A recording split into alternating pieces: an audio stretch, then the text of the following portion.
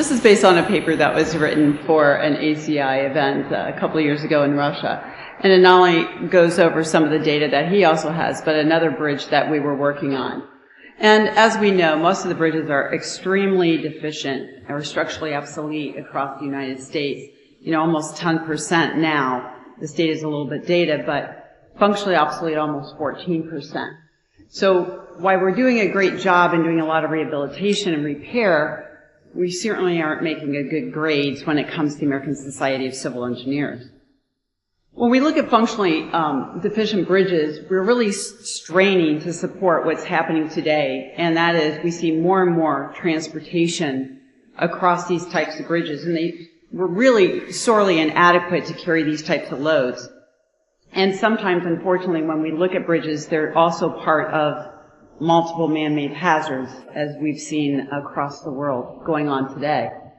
And so when we really talk about the sustainability aspect, and that's really my bailiwick when we come to these things, is we really need to talk about what is really important about our bridge structures today. And this is maybe not something Kevin touched about, but certainly we're talking about long-term performance. Certainly we want to talk about durable infrastructure, accelerated construction. Even though we want to build in a very accelerated way, it's not really the most sustainable way in many, many ways. And certainly we forget about the things that also we have to keep in mind when we talk about this from a sustainable perspective, and that is we might be going over environmentally sensitive areas. And how do we also construct in these areas? And certainly there's other things like performance-based specifications. We look at integrated infrastructure asset management plans.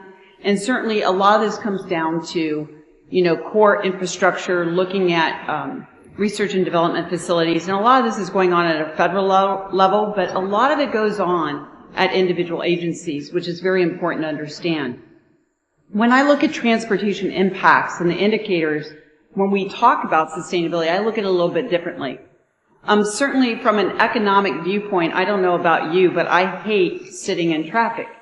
It certainly is wasteful. It's wasteful to my pocketbook because now at gas it's gone down, but certainly when it was at $3.75 a gallon, I'm not too happy. And I drive a big Ford Explorer, and it's costing me a lot of money. Certainly there's things like damages that occur too. What kind of things happen during construction. I know I've ran over more than one thing that sits in the middle of the road when I'm visiting a job site, or let alone when you see construction. Or you might see something falling from a bridge that's above you. It certainly can be an economic consequence. There's other social impacts that a lot of us don't think about. I'm going to provide an example for you. Like, sometimes there's inequity when we build a bridge. What happens to the homes that are displaced? So there's some social ramifications that we have to think about in some of these bridges as well, and also some environmental impacts. So certainly we talk about these things, but we talk about, the better things that come from bridges also is, accessibility and commuting. Things like safety, health and fitness, the things that we do with our bridges once they become defunct, but maybe we can reuse them, which I will provide an example. And certainly from an environmental standpoint, there are things during construction such as noise pollution and so forth, but we also have to think of the impacts of climate change and what's going on to our bridges today. So this is the longest cable-stayed bridge. This is the Harbor Bridge down in Florida. And certainly some of this there were some navigational restrictions in the construction of this bridge. And certainly they wanted to see an improvement, because certainly when you're going over a waterway, there was a seminar earlier this week is talking about, South Carolina, there's one way in and there's one way out. So certainly if we see these types of bridges become defunct, it really hampers the transportation modes for people if there's an emergency to get off that island or get off that area. So certainly this was a way in which now there was some connectivity that was created between two communities. So the route that was selected was between two neighborhoods, and this is very similar to what happened in Cleveland, or not Cleveland, Ohio, but Toledo, Ohio, where a bridge that they placed, which is again a cable-stayed bridge, connected two neighborhoods. Now these neighborhoods had never seen one another because there were basically huge barriers that were between them. In this case, there was simply a body of water. But by the connectivity, someone gains sometimes and someone loses sometimes, and this was the case here where the residents of the Hillcrest and the Washington Coals were adversely affected and really did not receive fair compensation for the purchase of their land. So again, sometimes when we think about the societal impacts and what occurred, why we like to see the new bridge develop, there are societal implications. And so, but the other things that they did receive were improvements as part of the mitigation to the additional neighborhoods that were impacted by this bridge. So the main span of this was 505 meters. The main tower height was 164 meters. The clearance was approximately 62. This was a precast concrete segmental bridge, main span and approaches, pile converters for maximizing the volume of the bridge element. And obviously when we talk about sustainability, it was fabricated with local labor and material. When we look at the cable-stayed bridge, really what was required was a 75 and 170-year service life when looking at the panels in the drilled shaft. There was also some thermal requirements similar to what Kevin explained before. These are seen in many, many bridges across the United States. Specification limitations certainly have 50% replacement with SCMs, and then specified strength. Now, I want to comment on the specified strength because so many times today when we're talking about lowering the carbon impact, we're talking about using more supplemental cementitious material. Unfortunately, many of those materials, when you have the pozzolanic reaction, don't really kick in until a later age. And sometimes when we look at a 28-day specified strength and a 56 specified strength, the more SCMs that we want to put in here, and I think some of these boundaries will be removed over the course of time, we may be seeing higher replacements that are above 50%. And we may have to rethink that overall time frame of taking, specified strength at 28 days or 56 days and maybe moving or extending that to a later age. And certainly there are a lot of sustainability requirements, and this was under the Invest Sustainable Rating System. It's one of the very few infrastructure rating systems in the U.S. I'm not sure of the many that are around the world, but certainly I am familiar with the Invest one. And certainly when you look at the mixture requirements, it's the whole host of characters that we're very used to seeing. Nothing new here. When we look at the stable-cade bridge, we can see that there was basically replacement of the binder with 35% slag and 15% fly ash at a 0.32 water to binder ratio. And the drilled shafts had a 45% replacement with fly ash at a 0.43 water to binder ratio, and you can see the specifics here. But again, we had sections that used only slag cement and Portland, but then also with a ternary blend and also a quad blend here, a quaternary blend, where we also had cement, slag, fly ash, and silica fume. And personally, I really like these blends. Most people don't, but I'm a big fan. And anymore, I design a lot of my materials are ternary blends, and if I have to add silica fume to get that initial bang for my buck, I certainly do that by adding of the silica fume. This is it in a little bit bigger, in case you couldn't read it. But again, you can see the precast panels. There were several mixture designs, and for the drilled shafts, we had 2 different mixture designs. Both obviously used, some used fly ash and also the cement, Portland cement. But really, again, I think your better bang for your money is using a ternary blend or a quad blend. So again, I'm sorry this table's a little small. However, let me see if I've got a pointer here. Oh, I do. Great. If you can look at what we really needed to look at is when you're looking for those extended service lives, we really have to lower the porosity of that concrete.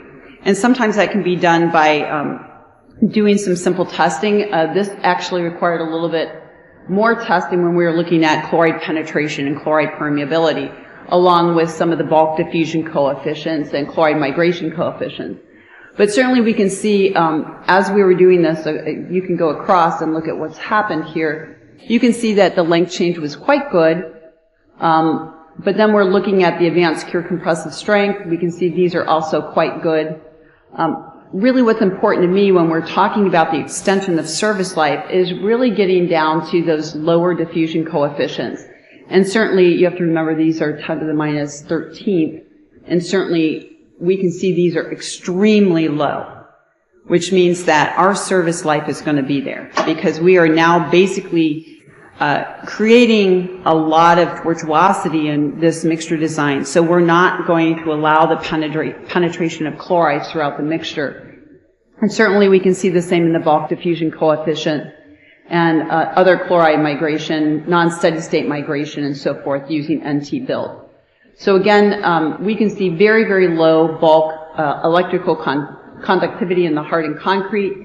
So we can kind of say through the test data that this is going to be a very, very low permeability structure and probably will meet the service life design.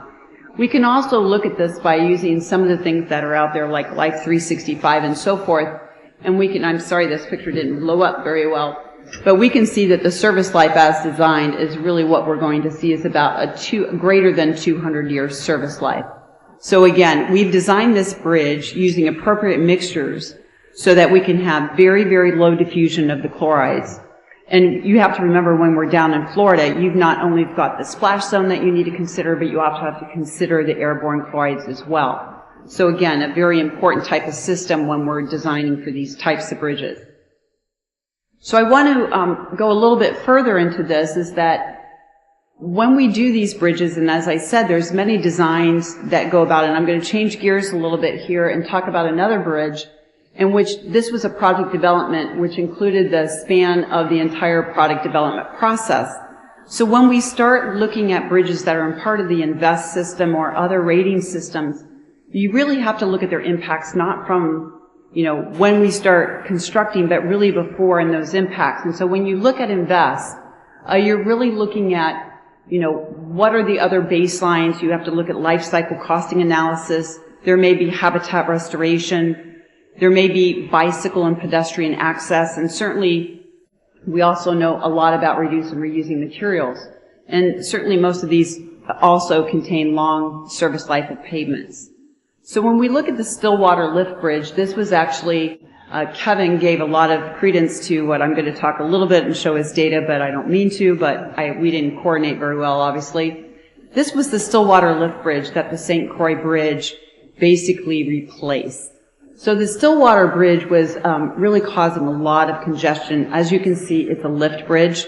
I live in Cleveland where we have a lift bridge. That lift bridge has been stuck for 2 years.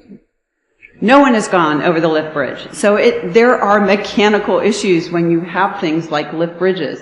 There's not a lot of people that work on them anymore. So it can be quite difficult.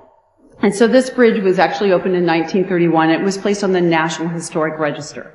So certainly it's a bridge that they didn't want to actually lose because of the cultural nature of it, which again is embodied in sustainability when you look at the cultural aspects. But certainly it needed to be repurposed. It certainly couldn't address the types of traffic that needed to go over it. Now, as we know, cars have gotten a little bit heavier, vehicles have changed, trucks have changed, loads have changed. And certainly now that while it's done its great duty, it needed to be replaced. And Kevin did an admirable job talking about the St. Croix crossing, so I'm not going to go in everything as in detail or depth as Kevin did. I'm just going to give you the overview again. It was an extra dose bridge design, and this is a cross between a cable stayed and a precast box girder bridge. And it's got basically a lower main pillar than a typical cable stayed bridge will have. And this was the length of the bridge, about 5,075 feet, along with the tower height of only 67 feet. He talked about the piers in great ways, but again, as he said, you have environmental challenges here. This bridge was constructed in the water, but certainly there are some other things that they were concerned about, that there were endangered species, there was a recreational area that had a lot of bluffs, so they didn't want to take away from those cultural aspects in the project, but they wanted to make sure that they were retained for public enjoyment, but also for the diversity of the species. So certainly some of the concerns that came in the cable-stayed bridge were looking at the construction in the bluffs area and making sure that, things had to be hand constructed in some cases. We also were concerned about turbidity. There were concrete barriers and silt fences, and certainly to control some of the traffic that would be going there, and basically to make sure the soils were staying in place. And then obviously some preservation of endangered species. So this is called the dotted blazing star. It is a natural wildlife, wildflower. and of concern to natural preservationists, as was the Higgins eye pearly mussel that were in these waters. So certainly by having too much turbidity or having too much damage to the landscape would take away from these sustainable features.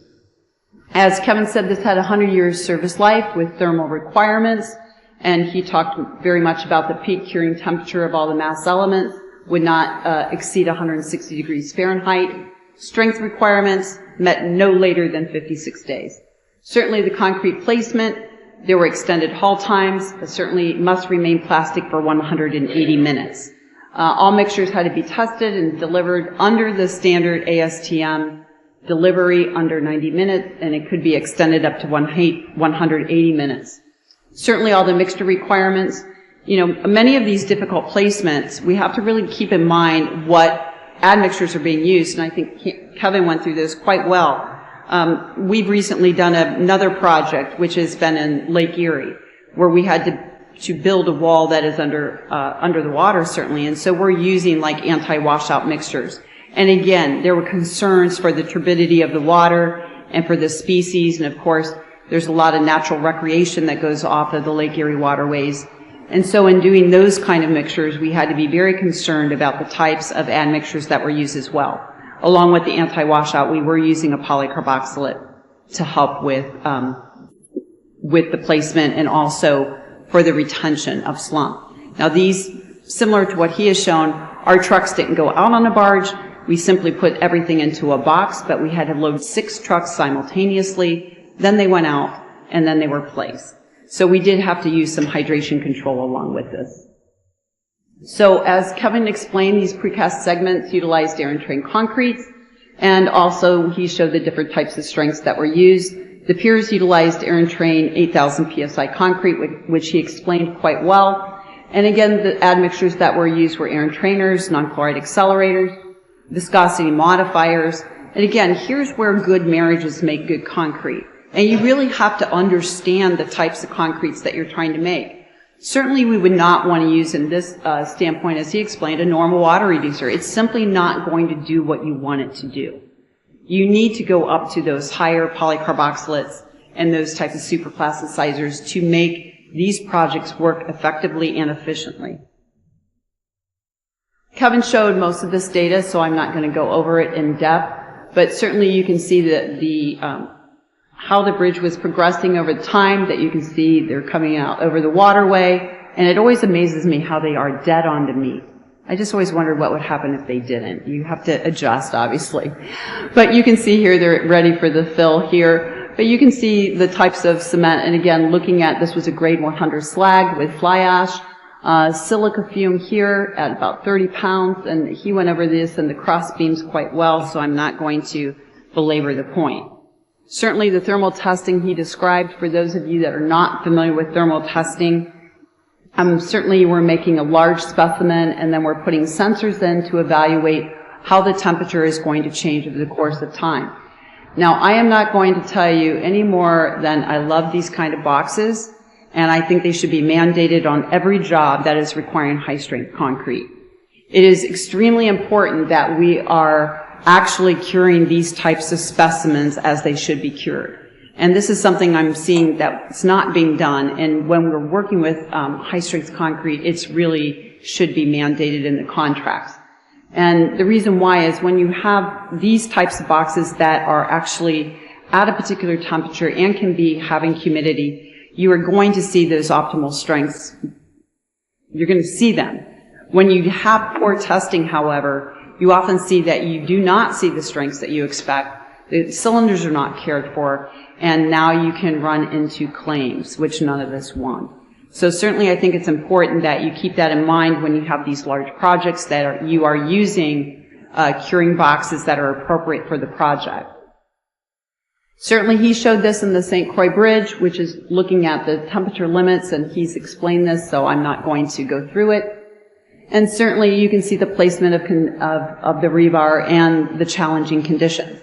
As he said, it's not the best place to visit during winter, but I'm sure it's quite lovely. However, this really showed some durable challenges for not only the workers, but also for the placement of the concrete. Certainly the congested reinforcement of the mat, certainly the elevation. So a lot of safety considerations have to be taken here. And on the sustainability side, we really have to think about those people that are there working too and making sure that they are safe. And so just in closing the loop, as the St. Croix replaced the Stillwater Bridge, this lift bridge is still in service. And as you can see, it's been repurposed into a bicycle path, and it's used extensively, and people really enjoy this. But it still allows the connectivity before, and it has been restored to a look that was when it opened in 1931. So it kind of closes the loop of why good projects, and when they're well-versed and well-mandated, they can be very sustainable, but it's a benefit to everyone and also the biodiversity that was in this particular project.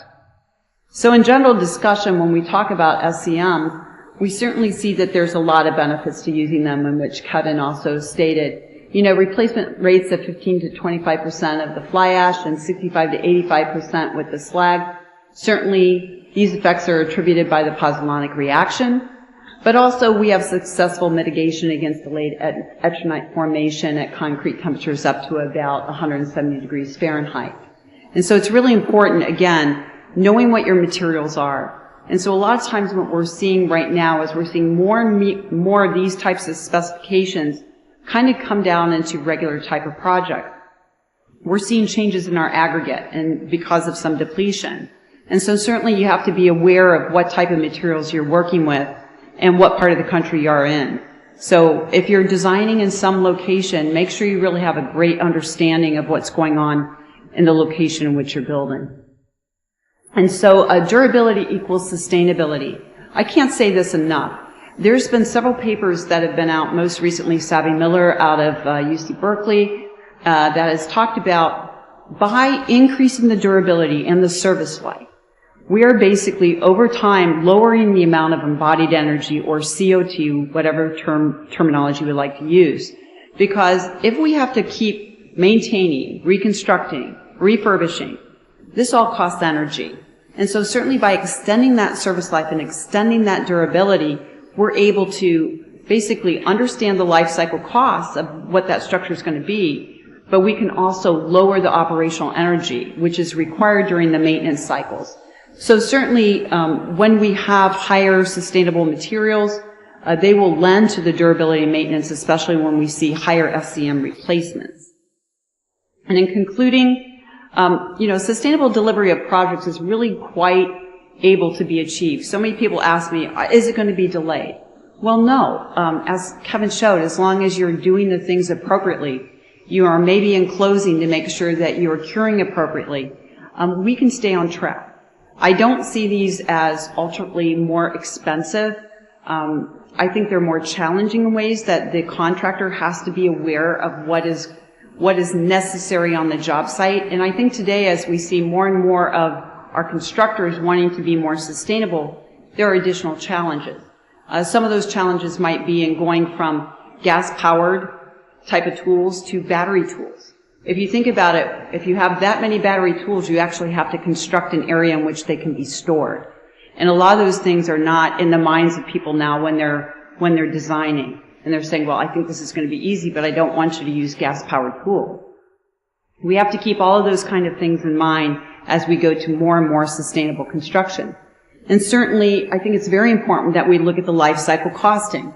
And this is not the upfront costing, but the overall whole body life cycle costing. And what I mean by that is we've gone from first cost to the cost of the project, but we haven't really done that whole body life cycle costing, which is from the extraction of the materials all the way to when it is deconstructed.